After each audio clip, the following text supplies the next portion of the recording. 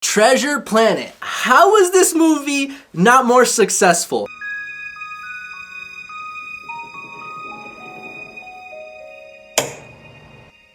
What's up, everybody? Welcome back to my channel where I talk about movies. Today I'm going to be diving into Treasure Planet. Now, before I get into this review, I do want to say this. For you guys that don't know, I am a fighter, so if you guys are interested in watching my fights, I have a whole separate channel for that, so I'll leave the link in the description. But before my fights, I like to watch cartoons because I'm stressed out, I'm thinking about the fight, so I like to watch stuff that are light and keep the mood light. So I usually watch a cartoon, and before my last fight, I watched Treasure Planet. And on top of all of that, I took a bunch of edibles before the movie, and I do think that's an important factor because I don't know if the visuals were amazing in this movie or it was because I was high as balls. But dude, let's start there. The visuals are fantastic. I mean, they're in space the whole time. There's a pirate ship floating through the galaxies. I mean, the visuals are, especially for that time, it's not like it's a recent movie. This is an older flick. So for them to pull off the visuals that they did, I was super impressed. I mean, the visuals were astounding. I mean, you tell me, is it because I was high as balls or because the visuals are actually really that good? I mean, to me, seeing the stars and the galaxy and them like floating through, I just thought it was visually astounding. No cap. Which then leads me to my next point, which is this opening scene with our main character when he's on the hoverboard. I don't think I've ever seen a scene in a cartoon movie where I felt the emotions more of the main character than this scene. This scene is awesome, dude. When he's just riding through the air and he's screaming like, woohoo! Like, oh my god, that scene is awesome, dude. Like, I'm feeling his emotions in that scene, like I'm flying with him. It is just super cool. I love this entire opening sequence of the movie. I think the first 15 to 20 minutes of this movie is almost literal perfection. It is just so freaking awesome. I thought the way they introduced the story and the characters was very well done. Side note, I love the band Goo Goo Dolls, and fun fact, they do some of the soundtrack in this movie, so if you guys like Goo Goo Dolls, just throwing it out there. But let me talk about side characters because this is really what I want to get into in this video. Cartoon movies, furthermore kids movies, often have side characters. Like, for example, if we look at like The Little Mermaid, Ariel, the side character in that film could be Flounder, right? Like a fun little character that's gonna keep kids entertained, it's gonna keep the mood light. Those are very essential for a kid movie. I mean, I can name you 1,000 of those, like, right? Shrek, Donkey, etc. And in this movie, they come up with a very unique side character, right? Like, it's not an animal, it's not something that you're used to seeing like as a side character. It's called Morph, and it's this little creature that can turn into pretty much anything, hence the name Morph. He can morph into anything he wants.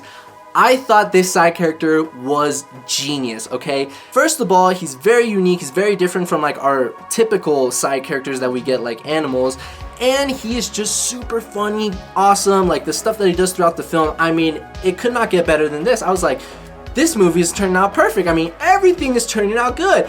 And then they add a second side character, and sadly, this is when things start to go downhill. This side character is terrible, dude.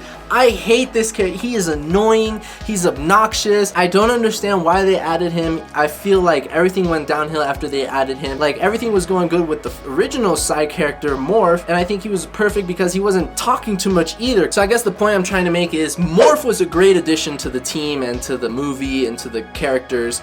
This guy was not. Whatever his name is, I don't even want to mention it. Like I said, I'm repeating myself, but it's the truth. He was annoying, he was obnoxious, and he didn't bring value to the story, in my opinion. But other than that, let's go to our characters. The main character I love. I think his character development and his character arc throughout the movie, awesome, right? Like, he doesn't have a dad, he's growing up with struggles, and he's like getting into trouble, and you're just seeing a lot of the struggles and trials and tribulations that he has to go through his own life. And I love to see that. And what makes it even cooler is the dynamic between him and our pretty much the bad guy, the antagonist of the film. And it's hard to call him that because the cool thing about him too is that you start to see the good in him throughout the movie, even though he's kind of like the bad guy. So I think their relationship slash dynamic is really interesting to see and how it grows throughout the film. And as far as the story goes, it's not like wow, like an Oscar winning like story, but at the same time, I'm pretty sure they took the story from Treasure Island and kind of adapted it to this.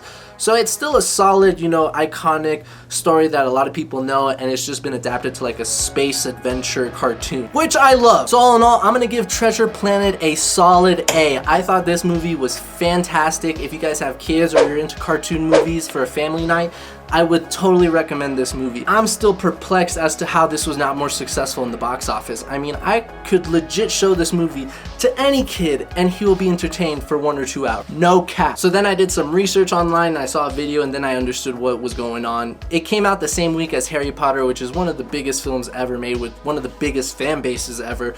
So I can understand maybe that's the reason why it wasn't that big, but don't let the numbers shy you off and because it's not famous or iconic. This movie is awesome, dude. I enjoyed myself.